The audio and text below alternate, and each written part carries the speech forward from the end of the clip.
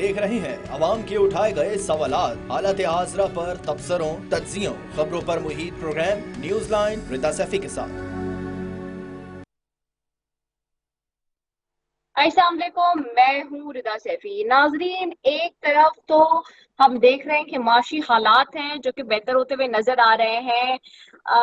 कुछ अरसे कबल हमने देखा कि जी इस मामले पे बात हुई कि जी मुल्क में जो माशी सूरत हाल है उसको बेहतर कैसे करना है, और उसके ऊपर हमने देखा है कि आर्मी चीफ ने मुलाकातें भी की बिजनेस कम्युनिटी के साथ भी, लाहौर में भी, एक कराची में भी हुई, और उसके बाद से कुछ क्रैक डाउन की खबरें थी, स्मगलिंग को रोकना, इसके अलावा जो बिजली चोरी के मामलात हैं उसमें चीजों को बेहतर करना, और भी दीगर चीजें हैं जिसमें हम देख रहे हैं चीनी होर्डिंग है एंड एक्स्ट्रा ईटीसी बहुत सारी चीजें ऐसी हैं जिसको काम करना, और उसके ऊपर नजर आ रही है कुछ चीजें होती हुई।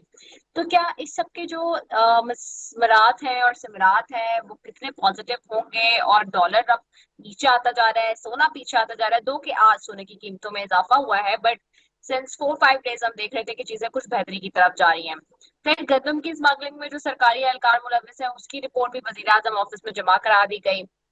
साथ ही साथ जी मुल्क की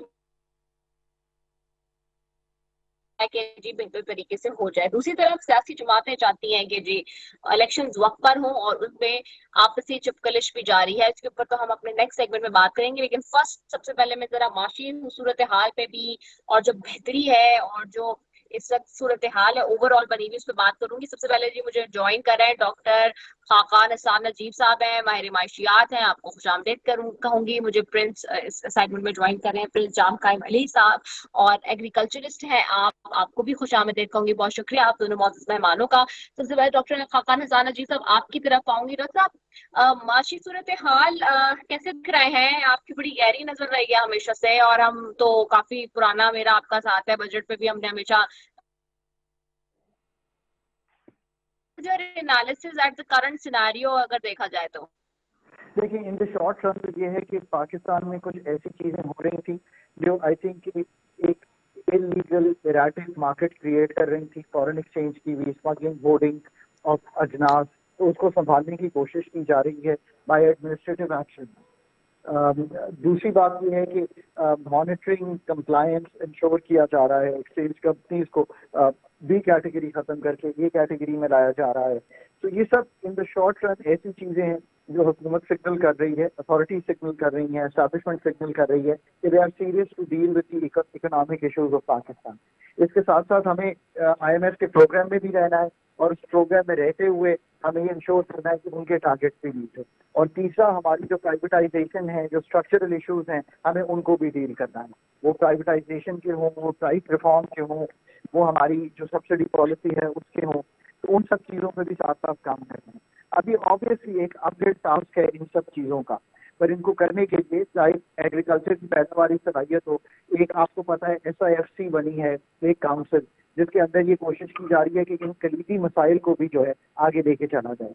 तो मैं ये समझता हूँ कि एक एफर्ट है शॉर्ट रन के मसाइल को हल करने का, एक एफर्ट है कि जो कलीदी मसाइल हैं उन पे बातचीत शुरू हो, उन पे एटलीस्ट कोई ऐसी प्रोग्रेस हो कि सब एक जगह बैठ कर ये तय करें कि ये एनर्जी सेक्टर इस तरह नहीं चल सकता, एग्रीकल्चर की पैदावारी सलाहियत इस तरह नहीं चल सकती, इन्वेस्टमेंट हमें लानी है, हम मिडल ईस्टर्न कंट्रीज को एंगेज करने की कोशिश कर रहे हैं, CPEC 2 से मूव करना है, हमें उनसे भी इंडस्ट्री मूव करनी है पाकिस्तान। तो आई थिंक ये एक ओवरऑल तनाजुल है। अब इसमें कामयाबी तो obviously will take time, but a lot of hard work can help. अब क्या हम ये कर पाते हैं, फिर आने वाली हुकूमत उसको कैसे लेती है, आई थिंक एस्टैब्लिशमेंट इस दफा क्वाइट डिटर्मिन्ड है कि इसको लॉन्ग टर्म के लिए सबको कैरी फॉरवर्ड किया जाए। आई थिंक ये ओवरऑल तनाजुल है जो मैंने आपके सामने रखा है। यस, अच्छा, इसी पे डॉक्टर साहब just very quickly I wanted to know कि ये जो एक्शंस हो रहे हैं, क्रैकडाउन्स हो रहे हैं, ये चीजें हो रही हैं, but keeping the political government in the power, अगर हम देखते हैं, और ये चीजें अगर अपने टाइम से भी साइड बाय साइड चले, आज भी मेरी कुछ पॉलिटिशियंस के साथ बात हो रही थी बैठ के, तो दे आर सेइंग कि जी अगर ये चीजें उस वक्त भी हो जब سیاسی جو حکومت ہوتی ہے یا جمہوری حکومت ہوتی ہے, پولیٹیکل پارٹیز پاور میں ہوتی ہیں, تو بھی بہتر اس کے ثمرات ہوں گے. ورنہ یہ وہی شارٹ ٹرم جیسی بات ہوتی ہے کہ جی یہ تو شارٹ ٹرم ایک حل ہے, اور اس کے بعد لوگ پھر وہی سب کچھ کرنے لگتے ہیں, پھر وہی ہوڑیں گے. آج کوئی ذخیرہ اندوزی کر رہا ہے, آج کوئی جو ہے وہ ڈالر جو ہے وہ جمع کر رہا ہے, تو کل وہ کوئی اور اسمگل کر رہا ہوگا. تو آپ کی اس بات میں وزن ہے کہ اب آنے والی حکومت کو اور جو پولیٹیکل پارٹیز ہیں ان کو ایک ہی ڈائریکشن میں پل کرنا ہے. اسٹیبلشمنٹ کو بھی ان کو سپورٹ کرنا ہے, جو کہ اسٹیبلشمنٹ نے کہا ہے ہم کریں گے. ہم کتنے عرصے we can be dependent on smuggling. ہمیں ان لوگوں کے ساتھ اپنا سوشل کانٹریکٹ جو ہے وہ رینیو کرنا ہے اور ان کو واپس ریگولیٹڈ فریم ورکس میں, ریگولیٹڈ مارکیٹس میں, ریگولیٹڈ کاروبار میں لانا ہے. یہ ایک ٹائم کنزیومنگ جاب ہے. یہ 2 مہینے 6 مہینے میں نہیں ہوگی. اس کے لیے آپ کو 1 سال 2 سال درکار ہے کہ یہ جو لوگ ریہیبلیٹیٹ ہوں گے. یہ بات آپ کی صحیح ہے, پر میرا خیال ہے کہ پاکستان کے پاس اب کوئی چارہ نہیں ہے. کیا ہم ایران سے تیل اسمگل کرتے رہیں گے؟ کیا ہم اکراس دا بارڈر چینی اتنی اسمگل ہونے دیں گے؟ ہمیں یہ سارے کام جو ہے کرنے پڑیں گے. اور جو ہمارا جو سرکولر ڈیتھ ہے اس کو بھی ہم کیسے ڈیل کر رہے ہیں ڈاکٹر صاحب؟ اس میں سب سے بڑی بات یہ ہے کہ انرجی سیکٹر جو ہے اس کا ایک اوور آل ریفارم جو ہے وہ پاکستان کے لیے نہایت ضروری ہے. پاکستان انرجی سیکٹر کا ریفارم, ریسٹرکچرنگ, پرائیویٹائزیشن, سی پیک کے منصوبوں سے دوبارہ بات چیت, یہ سب کام جو ہے پاکستان کو کرنے ہیں.